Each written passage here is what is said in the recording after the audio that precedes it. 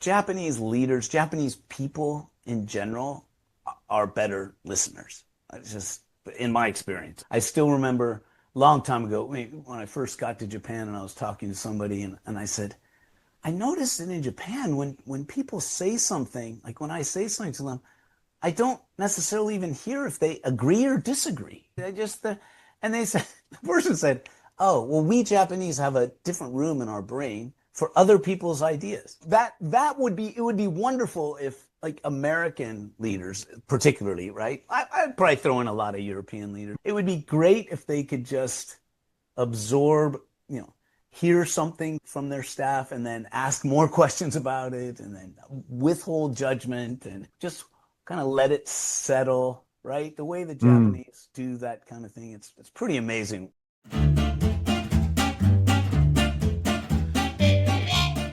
Welcome to the FocusCore podcast, where we dive deep into leadership, talent, and the evolving world of business in Japan to help you focus on your core business. Today, I am very excited to welcome my old friend, longtime friend, not old, longtime friend, Older than you. Andrew Silberman, President and Chief Enthusiast of AMT Group, which stands for Advanced Management Training Group. For over 30 years, Andrew has been developing global thinkers, helping leaders and teams boost their communication, leadership, and teamwork skills across Asia, North America, and Europe. He's also the author of the 4-book series Get a Grip, for series on global readiness. And I think we'll talk about that in a new audio version, which is coming out. And when he's not energizing executives, he's a rock and roll star, a rock musician fronting his band, The Moonshots. Give them a listen. They are exceptional. Andrew brings a unique blend of business insights and creative passion, and I'm thrilled to welcome him to the show, and I'm giving him the best seat in the house. I love it. Thank you. So Reference to the Moonshots song, best seat in the house. there you You're go. in it. You're I'm in in it. Love it. I was on the treadmill running to the Moonshots the other day. Love it. it. Excellent. So what first drew you to the field of leadership and talent development, Andrew? Wow. So I love your questions already, because the draw wasn't to leadership at the time. Early on, the draw was to, first of all, there were 4 of us graduates from business school together in Tokyo, tossed out of the first company that hired us after 3 months. They had no money to pay us. Wow. So we had a choice of starting a new company, getting a new job. What are we going to do? And so, of course, the draw employment, how are we going to feed ourselves? And we were already doing some training. So I was already helping people get into graduate school, mostly business school. So, and we had already trained, a couple of us had already taught, like I had taught at San Diego State and UC San Diego. So there was a draw toward education and Mm. toward self-development. We wanted a business where we could get paid to grow and develop ourselves. So even that phrase, developing global thinkers, it was about ourselves. We wanted to be developing. And that's where it started. The draw then just got stronger as we started working in the field and seeing companies needing some different training than what they had been exposed to previously. Because we started this back in 1992, if you can believe it. Wow. We put a sign that I think you'll see it some places. I'm not sure if it's on the website now, but it says, since 1992. That's all because my father said at the time when we founded the company, he said, you need to put since 1992. I said, why, Dad? That's like this year. He's like, someday, son. That's going to seem like a long time ago. And boy, does it for some people. It seems like yesterday to me, but for some people. When we started using you for training, so that was Yeah. about 10 years after you had started, and it was exceptional because it was different. It wasn't, we were trying to build, we were trying to build leaders for our sales team at Wall Street, and then you would give us, and then we'd go back and we would absorb all that, and then we needed to do time management Yes. and play, and then we had to do space management, and Yes. That's and right. and it was just training after training, and you guys kept on developing new things for us Yeah. all the time. It was amazing. Do you remember there was one? Were you there when Nick? I mean, it was the team wanted Nick to smile more, so we had I to do did. a smile training. And then we had mirrors on our desks. Oh, Everybody, that's great. Well, yeah, yeah, because that was one of the hints. Somebody had putting a mirror on your desk for when you're making the calls yeah. out, right? Hey, smile first, or if you can't smile, put a pen inside your mouth and grip it so that at least you'll get the endorphins going. Not exactly what the getting the grip is what you're meaning on that. No, a different grip. So that's Global Readiness Improvement Plan. So what define global readiness? I mean, I that's it. love We're it. in a fragmented world. What Yeah. does that mean to you? And to me, and it's that in itself is evolving. When we started it, we basically boiled it down. It takes time to boil these things down, but we boiled it down to the attitudes, attributes, and abilities. That was a little alliteration there Three that A's, somebody yeah, I gave like us. that. Yes, the three A's that are required or needed to thrive in the global marketplace. So probably the exact things that you're looking for if you're recruiting for a Mm, new C-level position, right? You want somebody who can actually thrive in this environment. So and we had organized this. We even have a whole model. We had a whole global readiness profile mm. thing that could help people figure out all these areas, 26 different areas. But in the end, it was funny because we would try to help people pinpoint which area do you need to develop the most. And almost every leader who wanted this for his group or his team, he would look at it and he says, I want people to improve in all of these.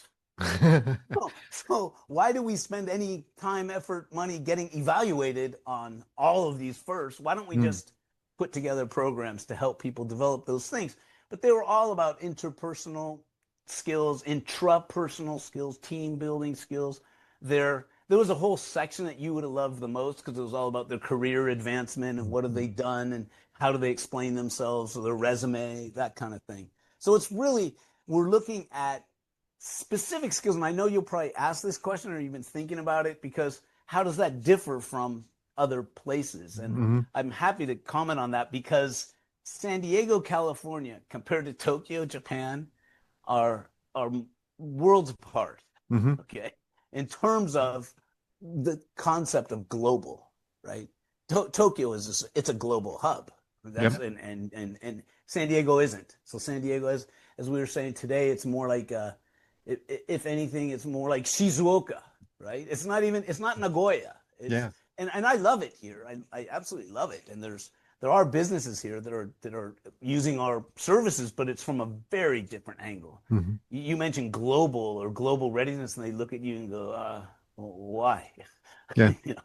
Yeah, And so when you're moving from like a domestic role yeah, to a global one, yeah. what are the gaps that you see?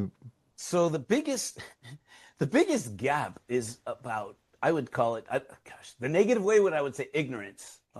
The positive way, I would say, uh, lack of experience or awareness of what other cultures are, Mm, how they might respond. So when I graduated from Monterey Institute, that was an MBA program in international management, and I remember going out on interviews in the Bay Area, hmm. and there were a lot of high tech companies already there. It was already considered Silicon Valley. I grew up when it was the apricot orchards, but then it became the Silicon Valley.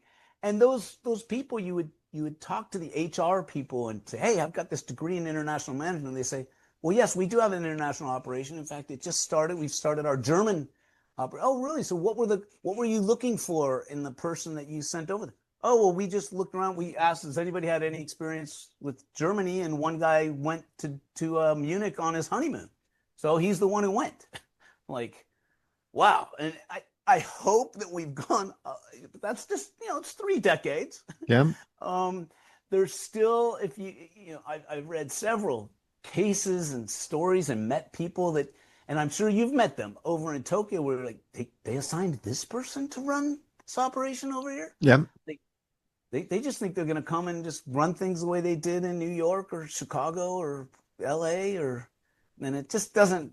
So it's I would say it's that, like I said, it's ignorance, lack of awareness. It's like, okay, at least read Aaron Meyer's book, if not Trumpenauer's and Hertzberg. At least be aware of the. And I would love it if everyone took the attitude of, I want to learn about the other culture I'm going to, Mhm. right? So I'm going to read about it, and then after I read about it, take a seminar as much as I can, a workshop, coaching, whatever, then forget it all, or at least pretend I don't know anything about it. Because if you go over there thinking, oh, I know how the Japanese do things, I'm going to do it right. Yeah, It's yeah. like, I give it you gets you even more a trouble. flip side of that. I do most of the coaching I do is around with middle managers, Okay. Japanese middle managers. And it's not about language communication, but about communicating up, also communicating out. But oftentimes they don't understand how to communicate overseas as well, whether or a Yeah. local foreign manager. And that's in Tokyo working with foreign capital companies. That's almost a, such a realistic global leadership skill that's Yeah. needed. And oftentimes you have leaders coming into Japan and they might not know Japan and they might also not know how to convey the challenges in Japan back to APAC or back to HQ, which I think is the biggest job for a CEO in Japan. In Japan that's operating right. Yeah. They're like the subsidiary head or they're the country manager. Exactly. I've seen it so many times. You nailed it. That is the core challenge. It's tough. What one strength of Japanese leadership culture do you wish American companies would adopt? Well, Japanese leadership culture. So first of all, you know how hard it is to pin down who the leader is in a Mm, Japanese organization. So that's not the thing I would necessarily want to adopt because you're always living in this in between uncertainty. But it might be the easiest thing to say is listening. So Japanese leaders, Japanese people in general are better listeners. It's just in my experience. I mean, I still remember a long time ago when I first got to Japan and I was talking to somebody and I said, I noticed that in Japan when people say something, like when I say something to them, I don't necessarily even hear if they agree or disagree. Like hmm I just and they said the person said, "Oh, well, we Japanese have a different room in our brain for other people's ideas." So I guess that's the way to do it. That would be it would be wonderful if like American leaders, particularly, right? I'd probably throw in a lot of European leaders, not hmm not so much the Scandinavians already get this, it seems, but Spanish, Italians, French, whatever. It would be great if they could just absorb, hear something from their staff and then ask more questions about it and then withhold judgment and just kind of let it settle, right? The way the Mm. Japanese do that kind of thing, it's pretty amazing when it works. I was in an AMT training session once on communication skills, and one of our facilitator wonderfully said, "You need to create an angel advocate." And we're like, Oh "What yes. the heck is that?" Because everybody's got a devil's advocate, which I think is what America is exceptional at, is we always want to play that devil's advocate. And I remember seeing the AMT training and going, and you said, let's create an angel's Yeah. advocate where Yeah. the idea comes 100%. out and you adopt it. Let's move on it Yes. and say, and what else? Yes, and we've done since then. So we introduced that. I can't remember. I mean, it's so great that we go that far back because you were at the time that we were actually gathering, as you said, it's Mm, 20 years ago. So what would happen is we were, as I said, we were getting paid to develop ourselves, right? yep. So every seminar I attended, every ACCJ event and membership in these business organizations, our library filled with got to one point over 500 books. That's all business expense. This is paying for my education through the business.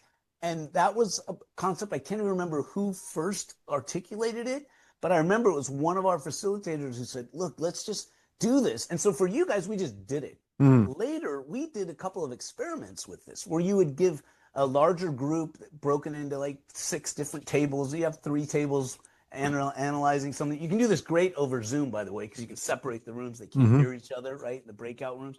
And you say, okay, the only rule with your group in this brainstorming session is whatever the first person says, you need to have an angel advocate. Like we just said, you're going to say yes, and then you're going to say and then you can say whatever you want. And the other group was, the only thing you have to say is but. You don't even no yes, no, just say but. And then we add up at the end, like which groups had more fun, which groups had better ideas, which groups have more ideas, especially. And the more, it's like 3 times more generally from the group that's being encouraged, right? Because you got an angel advocate. Exceptional. If no one takes, and you can stop the podcast now if you're listening to this on your, just take that one idea and run, people. This is There great. we go. It's great stuff. What one strength from the US do you think the Japanese companies could benefit from? Okay, so it's the flip side, Yeah. in a sense. It'd be assertiveness. Yeah. You have something to share it at the time, and you can always make the time. We had one of our modules we worked out with a failed bank, by the way, now, but they were the 4th largest bank at one point. They gave us the thing that you might like to use, the acronym CUDA, right? Communicating up, down, and across. Nice. And we just modify it. You and us modify it for across the oceans, right? Or across cultures. For them, was just across, meaning the same level. But so many Japanese will hesitate. They won't speak up, or they'll think they've lost the chance. And all they needed was a phrase to get back to what we were just saying 2 minutes ago.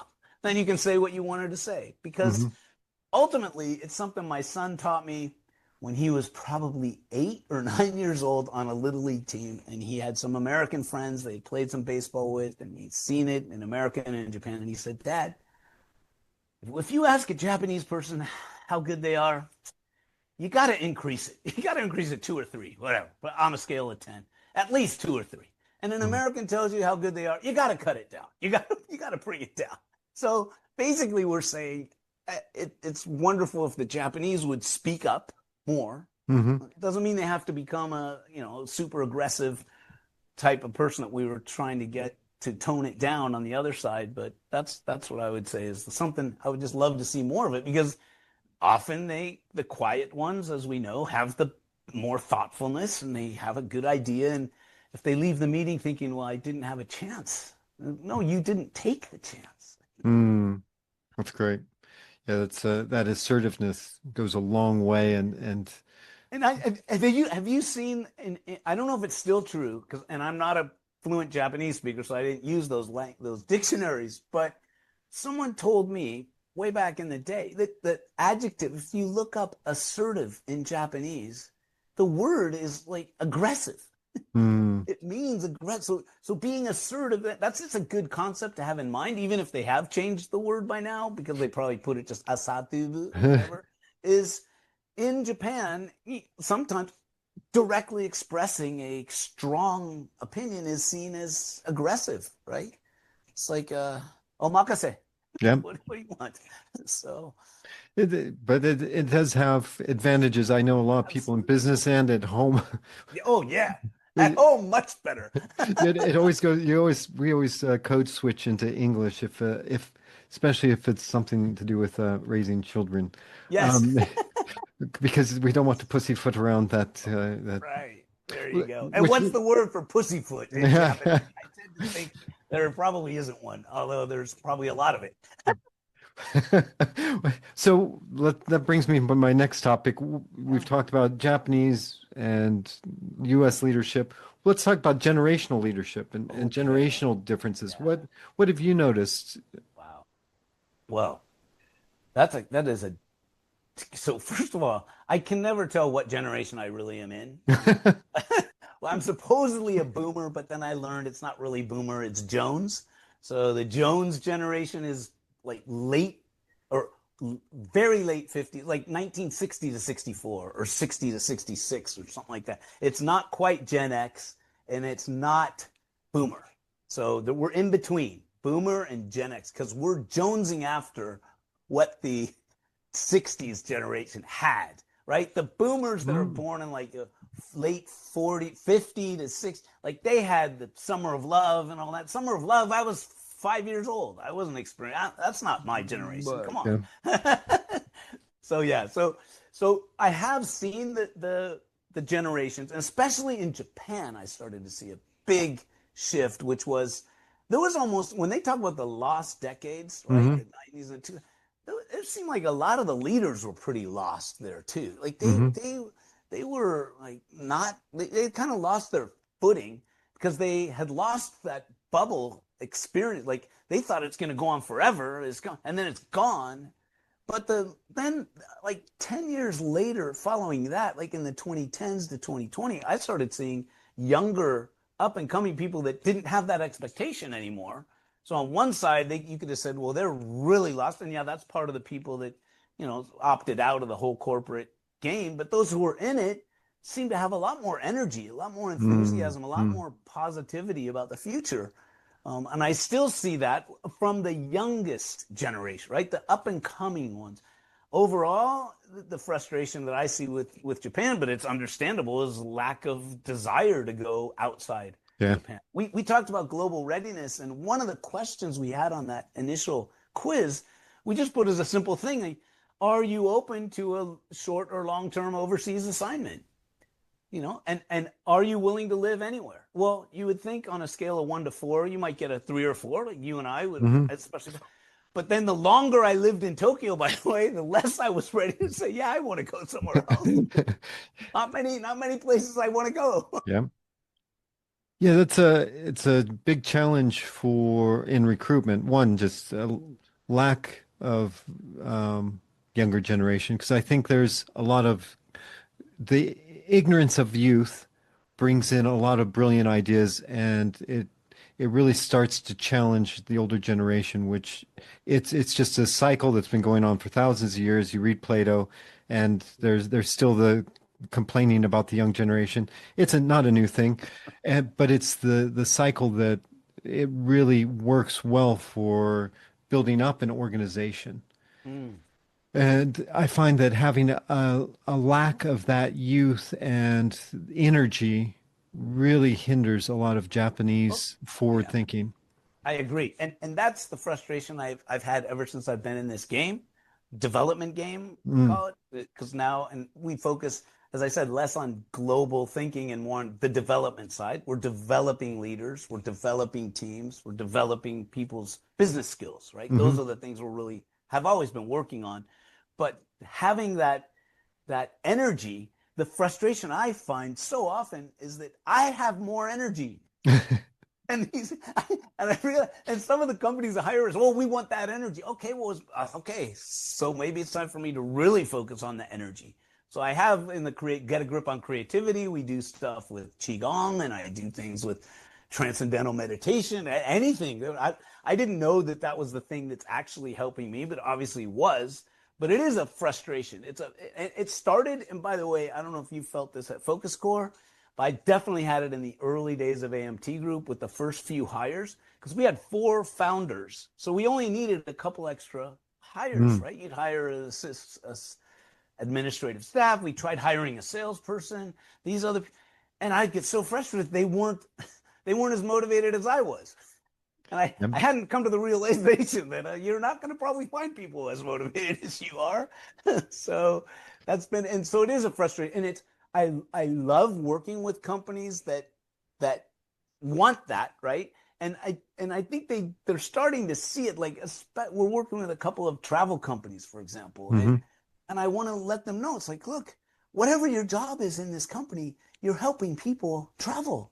Travel, is that a good? I'd say it's peaceful travel around the world is probably one of the best things we can do for the planet, other than the greenhouse stuff. Okay, you got to figure that thing. Yep. But for the planet, for understanding, for international relations. I mean, this is you guys. You could be thrilled. You're not a tobacco company, you know. You know? So I try to instill that. Sometimes they get it. That's, I remember first time meeting you and getting your business card with Oh, wow. CEO on it. And, Oh, right, chief enthusiast. Yes. chief enthusiast. And that Where was was that? Where was that? I'm curious. ACCJ or No, well, I don't know. I think we came oh, over to when your we were office in training? Yeah. Ichigaya. Yeah, I think Right. it was, Right. I Okay. remember going over to your office trying to figure out, probably met you at ACCJ and going Right. over and saying, what's this guy do? He's chief enthusiast on his Yeah. business card.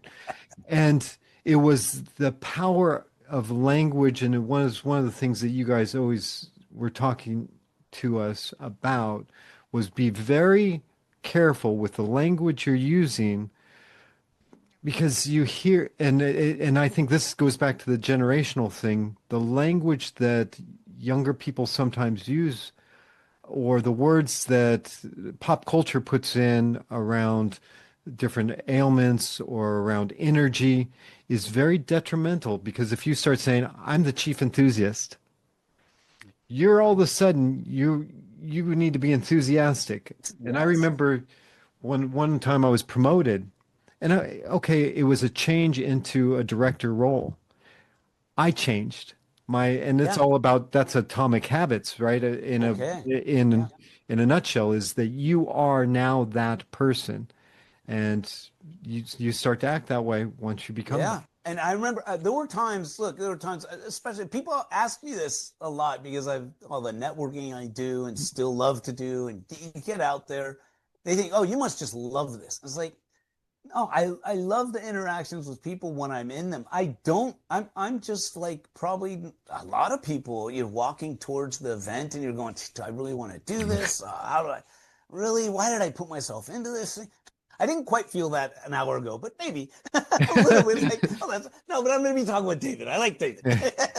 But I remember, and the thing is if I had that on the business card, there's just no way you could give that and go, yeah, well, my name's Andrew.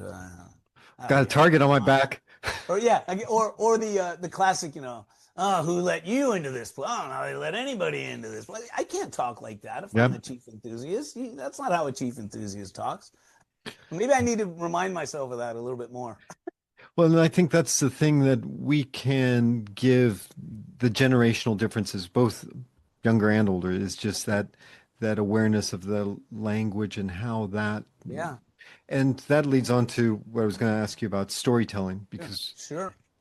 the stories that we tell also form who we are, and you're a big proponent in storytelling, in leadership development, and presentation. So talk to us a little bit around that. Oh, around storytelling. So I don't want to be a storyteller, Yep. but I Except in your need. music, you Right. got some Well, good yeah, yeah, storytelling in your yes. music, Well, babe. that's true. So you want to have, although we don't, not quite as good as like one of these great country stars. Oh, My, there's a couple of good stories though in there, isn't there? Yeah, best seat in the house. I love that. Because that's all based on true stories. And that's probably the key word, true stories. mm, When I hear storytellers, the power of story, and you almost start to think, oh, okay, well, that's like fable or myth or this. That's not the storyteller that leaders need. What the storyteller, I would say, the storytelling or the telling of your story. Maybe that's the way to say it. It's like you want your story to be compelling. So when you're whatever you're talking to people about, but you also want it to be true. And I've run across so many people mm, recently. It's just, especially in this current world. I mean, it's just a lot of exaggeration. It's a lot of what that guy called truthful hyperbole. It's like, no, you don't need to do that. But what you do want to share is the conflicts that you've overcome, right? Or the mm, challenges. That's what the story that's compelling, right? You look at any good Star Trek episode or any good, even the Seinfeld episodes that were about nothing. Today, if you watch the whole, I'm watching now the series for the first time, Lost. I hadn't gone through and seen it, but it's all about overcoming challenges, overcoming conflicts, and that's something that you want to really be able to share because that's what mm. people are interested in, and then they can be interested in you, and you make yourself more interesting by remembering the stuff that you've overcome. And a lot of people just want to gloss over that and talk about all the rosy things. So Yeah, that's what I would think with stories. and I think that's important, especially in Japan, because we have humility and being Yes. humble. And I love, you got a sales guy that says, "Yeah, we're the number one company in Japan. We've been around since 1998." And when then you have someone from Japanese company going in and saying, yes, we haven't been around very long. We're a smaller company. We've been around since 1912. We don't have very many people. We're a smaller company with 1,000 people. And it's a very different just kind of undercuts. And so I think that's of leaders in that come into Japan that have that hyperbole truth need to be very careful. Yeah, yeah, totally agree. Totally agree. And the other thing about stories, they have the thing that I've noticed that Japanese miss out a lot is beginning, middle, end. Oh yeah. There's a conclusion. It's not a ijo desu. I'm done. Okay. Or just never quite getting done. Just doing the around and around and around it goes, and where it stops, nobody knows. That kind of Or just stops. thing. Yeah. Let's talk about hybrid leadership. Okay. That's a big topic since the pandemic. And I know it was interesting, like during the pandemic, to watch companies that you could tell the companies that had good management because they could figure out how to build teams, Mm, even though they were online and away from people. And they mm, realized that, okay, we need to manage by objectives, not by micromanagement. mm. And a lot of Japanese companies just fell apart that way. Ah, interesting. So you Um, saw it firsthand. yeah, you could really Wait, tell. I mean, well, yeah, and especially because what kind of job? I mean, what are they going to do? Work from home in the? Well, I mean, the classic rabbit hutch life, or the very small rooms that are used multi-purpose, and now you're supposed to have an office there. All that stuff that's is hard too. very complicated. So hybrid, you mean so when people are in person, maybe 2 days a week or whatever, and Three then days. they're out, and it's remote. So Yeah, I love the remote world, but I realize so I love it, and I know that it's not as good for some things. It's actually better for something. We touched upon it a minute ago, right? If you have a 12-person meeting and you're at a meeting in your office, you can't just say, okay, how about one you we've done it. We used to do it in training too. You like pair up and discuss this. But mm, with the Zoom meeting, you set up 6 breakout rooms. Say, I want you, or in pairs, I want you to discuss this. Now come back. Hey, what do you guys think about this? It's a better way to get more ideas flowing. You can have one-on-one, real one-on-one sessions. So, but they need some skills, right? mm. Using the camera, using their body language, getting rid of some of the extra technology. People are still thinking, well, I'll just put up a slideshow, and then I'm a tiny little square over on the side. You can't even see what the person's saying. I often use, like today, I'm using just a natural background only because there might be something I want to show you, right? Hmm. And so I don't want it to like fade in and out of the screen, things like that. Um, but the simple thing, and it probably matches regular leadership as well, but it's communication. So, are you communicating enough with your people? Some people, if you try to communicate with them every day, they're going to think you're being micromanaged. Other people, if you're not communicating with them every day, they think you're abdicating your whole role as a leader. So, you need to have those conversations early on Hmm. and continuously using at least a model, something like situational leadership or SL2, one of these things that says, hey, where are you in this process, right? It's like you and I, very comfortable having this kind of conversation because you do a lot of these. I've done several of these. It's fine. I don't feel any um, awkwardness at all. Some people do, though. And Yep. how can you avoid it? One simple trick, just like we're doing today, or I taught friends, it's like hiding my self view. I don't see myself right now. How many Yeah. of you, when you're on a video call, are you seeing yourself? When you see yourself, it's super distracting by design. That's by evolutionary design. We're most interested in ourselves. So when you see yourself somewhere, like, wow, I wonder what's going on with that. So instead, I hide the self view and I can focus on the core. David Sweet, Right. There you go. PhD. What and what do you how do you think leaders could build and sustain high performing teams better that way? Right. So the reason is you can check in more often, or and for shorter time. You don't have to book the meeting room. You don't have to, right? You can just have people call in. You're going to have your team meeting at such and such a time. It's on the team calendar, or it's individuals. They're booking on their using your software, and they're able to get that one-on-one, truly one-on-one with you. A lot of times people feel they leave their manager, right? They don't leave their job, they leave their manager. Well, how can you have a regular check-in with your teammates, with your subordinates, even if it's just to say, hey, how are things going?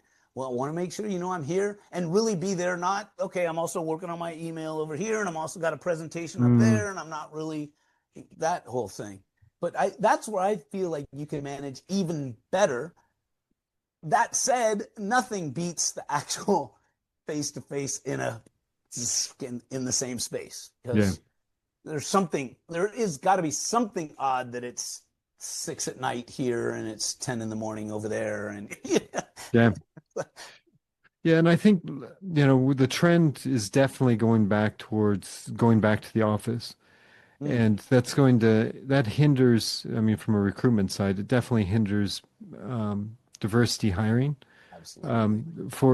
for any parents, and for older Yeah. employees that are taking care of even older parents. And young people who've gone through the pandemic and know that they can get just as much done remotely, and why do I have to spend all this time commuting? Yeah. So, that's a huge advantage. My son just went through the hiring process, just got hired, and they're starting out 100% in person as he learns the business, but then it's going to be a lot remote, I believe. That's what he said, because there's no way that they want to be stuck to I mean, I don't know what your first job was. Mine was 8 to 5 in Honolulu, Hawaii. So I still love the Aloha shirts, Yeah. but 8 to 5 was the longest 9 hours I ever experienced in my life coming out of college. And now, well, what am I doing in this office while everybody else is going to the beach? But there's the impromptu meetings, the impromptu training. Yeah. Those things are so valuable. So, like you, I'm kind of torn that it's a great thing, and it's also not so great in being Yeah. able as an entrepreneur. It's like, okay, I want my people there so I can help them. Yes. And the other thing you want it, but the problem is we also have a feeling, at least my age, I want them there because I still had the feeling. I remember when it first happened. My first experience with it wasn't the pandemic, it was 3/11. You Yeah. remember 3/11, Yeah, and then sure. all of a sudden people are working from home, and I'd get this out, working from home. Like, you're working from home. Okay, well, let me see the output. I was not as bad as the Japanese companies that are or the mouse Yeah. monitoring Oh, things, geez. but they actually do it here too. I found out. Oh, I just learned in LA, this woman, and she's actually getting a lawsuit going on because she get this, the company, I mean, I'm laughing about it, but it's horrible. The company is monitoring if the person is at home by monitoring mouse movement on their computer. So this staff person, you could buy some kind of device that moved your mouse around as if it was real. And now she's facing a lawsuit from the company and all kinds of issues. But I mean, come on, if you're doing a job that something is wrong, like Yeah. very wrong. We want people to be able to work and enjoy their work, succeed at their work. That's where, I mean, you and I are. I mean, you also do some of this exact same work if you're coaching people, Yeah. but in your recruitment work, it's definitely you want to find matching things that this person's going to be happy there, right? So That's what we try to do. Well, yeah, speaking of happy, yes, let's sir. let's talk about some music, Okay. because now for those of you listening, this is going to be the second or third hour of our podcast. Talk about how music has, helped in the way you teach leadership and communication. So I'll tell you how it didn't help. Or several ways it didn't help. But one of them was, I don't know if you remember the original Office, The Yeah. Office Yeah, yeah, yeah. from England, Yeah, yeah. not the, yeah. Okay, so you saw the Ricky Gervais Oh, many version? times. Yeah, Okay. I had yeah, anyway, go Oh ahead. no. So right. So the one time, and he tries to motivate the people. He does this motivational speech, and he has this music going, and he's Oh, gonna have the music going. He comes in and goes out. I never, ever since I saw that, and I thought I'm never doing that kind of thing again. So I've never fully used music in that sense. The only kind of using music in training has been occasionally I'll put as a background like light music, or I loved when we did self-awareness type exercises and I put on Ziggy Marley's Gotta Be True to Myself kind of thing. That kind of stuff is kind of hidden. But what music, the connection I'd like to make for you or the listeners is more in the performance of music compared to performing like training, right? Doing Mm, coaching. And it's a one-way street. Performing on stage does help performing when you're on a training stage or a workshop leading stage. It does work that way. The other direction doesn't help mm. because being comfortable, and I still remember the time where my bandmate Steve said, well, Andrew, how can you seem a little bit nervous tonight. He's like, how can you be nervous? You're on stage all the time. You're always presenting. You're always giving. I said, Steve, this is a very different thing. I have to hit the chords right and sing the lyrics right and be together with all these other guys and do everything kind of right. That's not the same thing. So, but I would add, so that's the main point I want to Mm, make there is anybody who wants to get into music, it's great because that's going to help you probably in mm. every aspect, especially like creativity. But for me, the music is it's psychotherapy. Writing songs is psychotherapy. Nice. Yeah. I find the thing that the music helps for me is performing with others, Mm. and that because I'm not naturally a team player. Mm. Um, and so being with playing music, one of the things that you already alluded to is one, you have to listen. Mm-hmm. Not to, you have to listen to what everybody else is doing, because if you go off on your own, the whole band sounds bad. Yeah. And so it's being able to listen first and foremost, and second, that the band is most important. Yeah. Because that's the experience that you're giving the listener. And Yeah. in running a company, it's what's the experience you're giving that they're having with AMT, that they're having with Yes. FocusCore. It's not, it's not David out there or Simon out there.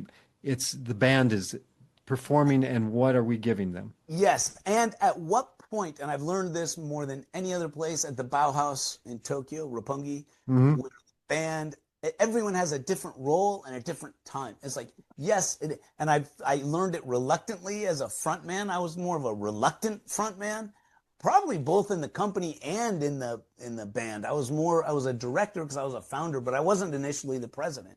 That was after I bought Mm-hmm. out other partners who left Japan. So the being a front man and realizing, oh, at this moment that's what you're supposed to be. And oh, but now it's a lead guitar solo. So throw the attention over there. Yep. It's like it's truly different. It's almost I almost get a feeling it's I hate to say it, but it works for Japan too, is baseball. It's almost more like baseball than Yep. like basketball.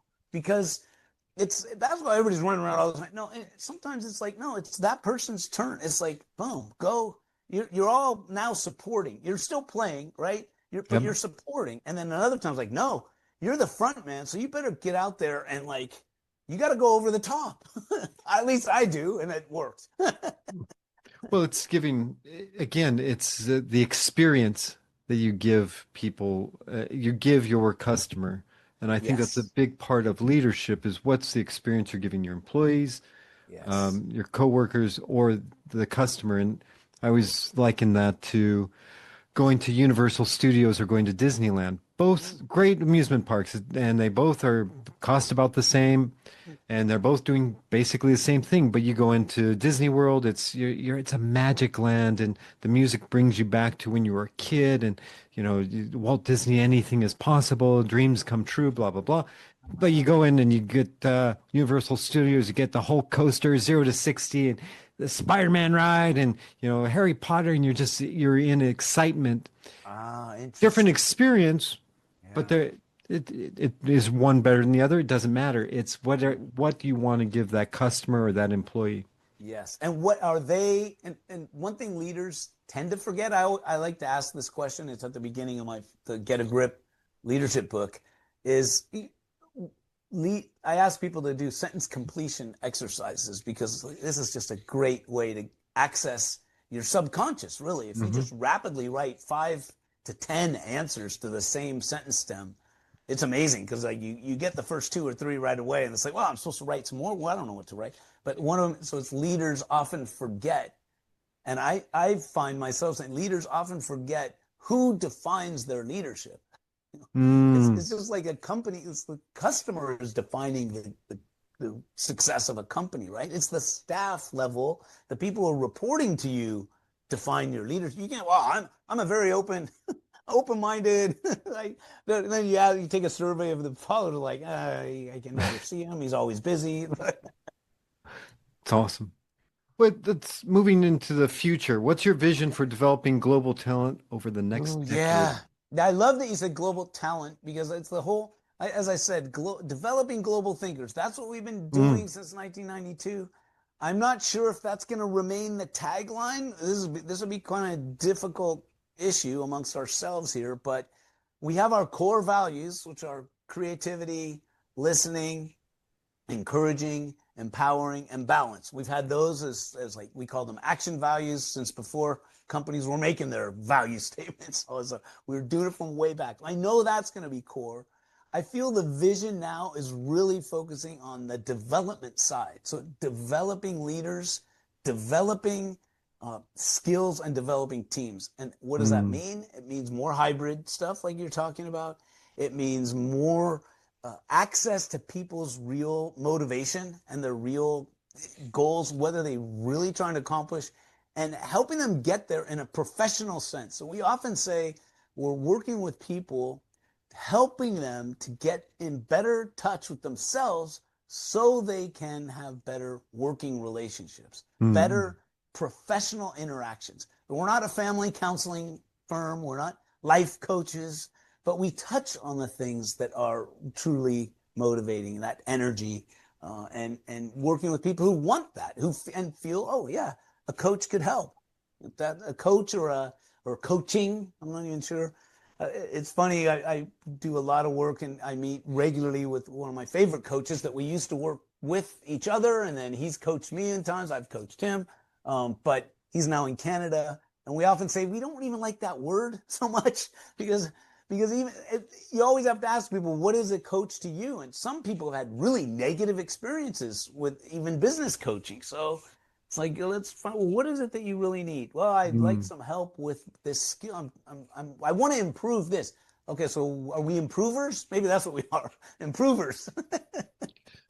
Yeah, I'm always hesitant. I've had talks with other guests about coaching, and I've had mixed. I'm in certified ICF coach, Yeah, so yeah, I've done it, but it's not.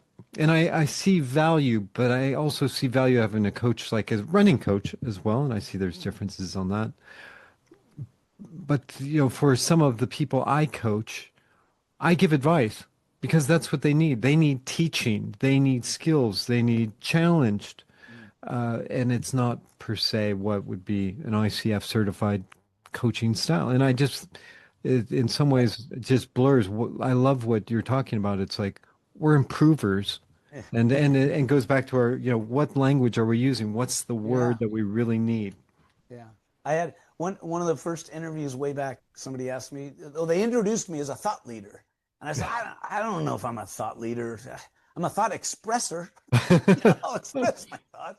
But these are, a leading thought. It's like, okay, I've read a lot of this stuff. I apply as much as I can. I see what works for me. And all advice is autobiography anyway. So yeah, Yeah. this is what worked for me. And here's what I suggest. You want to try this, and you're the one who has to go do it. So people say, well, then why do I need a coach? Well, why does anybody need a coach? Why does Tiger Woods have a coach? Yeah. I mean, he's not number one anymore, but every single tennis player on the tour has a coach. And believe me, none of those coaches can beat the players that they're coaching. Yeah. I bet. I mean, because otherwise they'd be on the tour, right? So in that case, it's just a separate skill. Being coached to be, and I always say my favorite coach, the actual coach that's the best, is a video camera for any of my Yeah. communications coaching stuff. It's like, let's see how it looks. That's Amen. where we see the biggest breakthroughs. Well, we've been doing that. I mean, probably started it with you was for Yeah, the sales team, but I then did it with facilitation, and I still do it to this day with all my staff, is put them on video. great. Because it just it teaches a lot for. And they don't want to see people. I don't want to see I don't look like that. Well, yeah, you don't look like that because you always are looking at yourself in the mirror, which is the opposite of what you look like. And I don't sound like that. That doesn't sound like me. Right. Because you're hearing yourself through your bones in your mouth and your jaw instead of through your ears like everybody else does. So this is what you look and sound like to everybody else. So any people that are looking for a job, my one piece of advice for you, get your iPhone out and ask yourself, do a self-introduction. What are your strengths? What are your weaknesses? Why do you want the job? And videotape that. Yeah. And then And watch show it it back. to somebody and show it Yeah. or yeah, well, show them the fifth version. Yeah, I love that's great advice. I'll take that advice. Got, so, You got he's got an album. Oh yes. Oh, okay. isn't that a If you're cool? gonna do that, Look at if you're gonna do that, if you're gonna do that, give me 1 second. For those of you at home, we're showing a video. We're showing our albums of the Rolling Stones because we're going to go through and do a Rolling Stones rapid fire round. This is the Rolling Stones Damn it, rapid it's in the fire. laundry. It's in the Oh, laundry. So I got this shirt that the guys made, and it shows it's the Stones tongue, right? yeah. Multicolored. And on the front it says 60. And on the back it says Rolling Stones 1962 to 2022, right? Because it was when they Yeah. turned 60, which is why I'm working on this book called Interpreting 62. But it's all about the Stones. So I know you put that up there to get us to talk about. Yeah, we're doing the Rolling I don't know Stones how high they're on your pantheon, but on top. So oh, let's, there we go. yeah, I think when I started, I had around 40 Stones albums. Made in the Shade. We talked about this last time, and I was thinking, what was my first Stones? And it was Made in the Shade, which was a collection Wow. album, and it was cassette. I've never even heard of it. Made in the Shade. It's 1970s greatest hit. But it's a good Can you one. imagine? They had greatest hits in the 19 early 70s. It's got And they win rock album of the year 2024. brilliant, right? How do you do that? I mean, Okay, so here's your rapid fire question. okay, go for it. First Rolling Stone song you ever heard? It was either the one that penetrated the most was Angie. Ah, yeah. It was Angie. I think that was the one, but it could have been, it could have been Jumpin' Jack Flash or Satisfaction, one of those even bigger hits. But Angie was the one that just killed me. Well, see, that was the one that was on Made in the Shade. And it was like, yeah, blew me away. Really good one. Love that. Unbelievable. Favorite Stones album? So I'm gonna go with one that you would never put up there, especially owning 40. Some Girls. Oh, I definitely bet it's up there. Top That five, is right? up there. Okay, Yeah. okay, good. Because but for me, it's because that was I think it came out in '78 or Mm. '79, and that's when I was a junior in high school. I mean, the music I was listening to as a junior in high school, that was everything. So that like defines my my musical era, and so that album, great. Brilliant album. They had, Some and Girls. that was this wonderful era where it had, flops and it culminated with Some Girls, right? So you had Goat's Head Soup, Black and Blue, and Emotional Rescue. Oh, Emotional Rescue, right? And and I think that's some of their best work. But that again, that was best Stones guitar riff. Oh, so this is a tough one because I mean, my God, I've been persuaded. I don't know if this is my true first answer, but I've been persuaded that it's Jumpin' Jack Flash because that just gets people up whenever they hear like it's just boom. Yep. Yeah. Although man, Start Me Up also does that. I mean, and how do you do that with just two notes? So he's a genius. Keith Richards. I mean, guitar riff master of masters. Okay, next rapid fire question. All We right. could get in an argument here. This is good. Uh-oh. Jagger or Richards? Okay, this is too easy for me because I just almost idolize Mick as a frontman. He's just the greatest frontman ever. And Keith is the better musician. He's a cooler dude. He's got everything else going for him. But it's the charisma and the whole. And I don't want to have the lead vocal syndrome. I don't want to be like him. But come on. I mean, he defined, to me, just moves like Jagger. I mean, Keith can be, Keith is cool. He's very cool, and you might like him more, but I can't because he's Mick. There you go. We'll agree to disagree. Yeah, Anyway, so you're moving on. Keith, you're Jagger. No, that's good. I'm Wow, Richard. that's why we could write songs That's- together like they did in like McCartney and Lennon. yeah. Favorite live performance or tour? Oh, well, it was the one I went with my son. He was 5. I believe it was the Bridges to Babylon tour. Oh, nice. Think it was either that or Voodoo Lounge. I don't know which one, but it was I went to both of those in Tokyo, and at one of them, yeah, there are two very interesting things happened. So it was one of those two concerts I would say is the best. One, I was sitting in the audience high up, and they started doing Angie at that like acoustic set thing they do, Yeah. and I just felt this energy just flowing up. It's like, what is this? I don't know. They inject something into the air. I don't know what. And the other was when I went with my son and they played Satisfaction as an encore. And I remember asking my son on the way home, so Sky, he was 5. What was your favorite song? Can't Get No. I like Can't Get No. Can't Get No. And then you realize that's the official title of the song. Yeah, that's right. Can't Get No Satisfaction. That's awesome. Yeah. Underrated Stones track more people should know. Okay, I'm gonna call the underrated or underplayed. I bet people they might not know about it because it's not on the Some Girls album that I owned, even though it should be. I just love it. So it's the song. Oh wow, how does it slip my mind for just a second?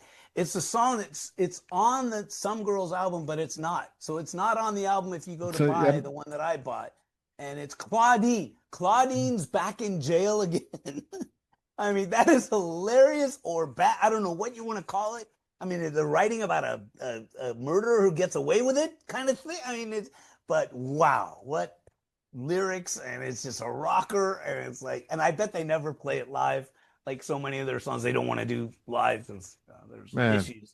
That's about the Spider Savage death and Claudine Lange back in the day. People knew about it. I mean, it was a current theme. It was like in the news, and then they write a song. Claudine's back in jail again. Check it out. It is on Spotify.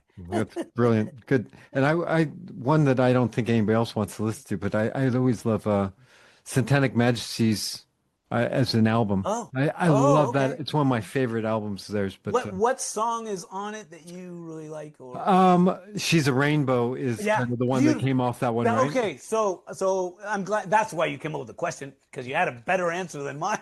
No, She's a Rainbow is a great underrated song. I listened to it the other day. It's fantastic. I mean, they. How can you say this about the world's greatest rock and roll band that even calls themselves that? But I say they are underrated. They're underrated. Every single one of them. It's like, how many people say that it's like, well, they're not as good as Led Zeppelin. They're not as hard as AC/DC or they're not as soulful as this. They're everything of everything is what they are. And your last one, if you could join the band for one song on stage, what would it be? Wow. So I'd be joining the Stones like at one of their. So first of all, I don't know if this is one of those things. You're up between Ronnie and Keith, right there. Yes, right. So I'm gonna go right to something that your audience should relate to if they're anything related to Japan. I remember coaching a woman who was aiming for her MBA, and she was with Asahi Glass at the time, and I said, okay. So you need to be ready to like say what you're doing, working on this. Steve Jobs had this line where he's like, he talked to people on the elevator, what's your job? If they didn't have a good answer, they're out. So I said, now imagine the elevator opens and you get on and there's the president of Asahi Glass. And she said, what was your question? Wait, you had me imagine what? Because the Asahi Glass, the guy would never get on the company employee elevator. He'd be on the president's elevator. That's how I feel if it would be with the Stones. So, would I actually get a word out? Would I stumble? Here I am, Mr. Presentation Coach, and on stage you're comfortable. I don't think I would be comfortable in that situation. But let's say I was.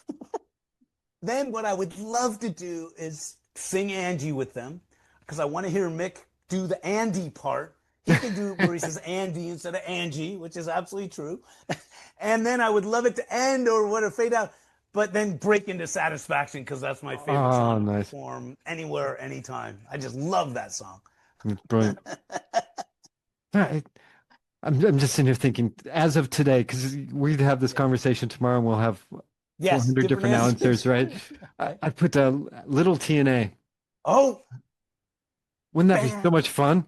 Oh my God, she's my little rock and roll. How many Keith Richards songs make it into that? I mean, because he's the lead vocal on that, right? Keith. He's That's brilliant. why, of course, you want it. Then Keith's your man, and okay, now I understand you. No, that wasn't. It's a great riff too. It is. Oh, it's fantastic. One of the best. One of the best ever. You just listen to like, oh, I love that. Well, it's been fun. We're not going to bore our listeners with more because we'll do it. You are so I know that people can watch your TED Talk. They should buy your 4 books of Get a Grip. They should sign up for Andrew's Acts. You are in the U.S. You're in Japan. You're online, so companies and individuals should reach out to you for training. Highly, highly, highly, highly underline, highlight, underscore enthusiastically. You should reach out to Andrew for training. It's wonderful as someone who's experienced. Thank you. And anywhere that you'd like them to reach out to you. Well, then, Andrew at amt-group.com is the easiest way to find me. And the newest thing just dropped is the Get a Grip on Presentations audiobook. Cool. So the audiobook is really good because it's not just a book of me reading it. After the first little intro, it becomes like a podcast. There's an interview portion where the guy is, because he pins me down on all the things I say. He's like, wait a minute. And what do you mean by this? So it gets really good. I highly recommend that. We'll put a link to that in the show notes, and we'll also put a link to the Spotify Moonshots. Nice. Got a couple albums out. Yes. We're working on a new one. Definitely go and give those a listen. If you like the Stones, you like this. So go give it a listen. Thank you, Andrew. Thank you, David. Great talking with you. I'm doing the up, down, low, down, yeah.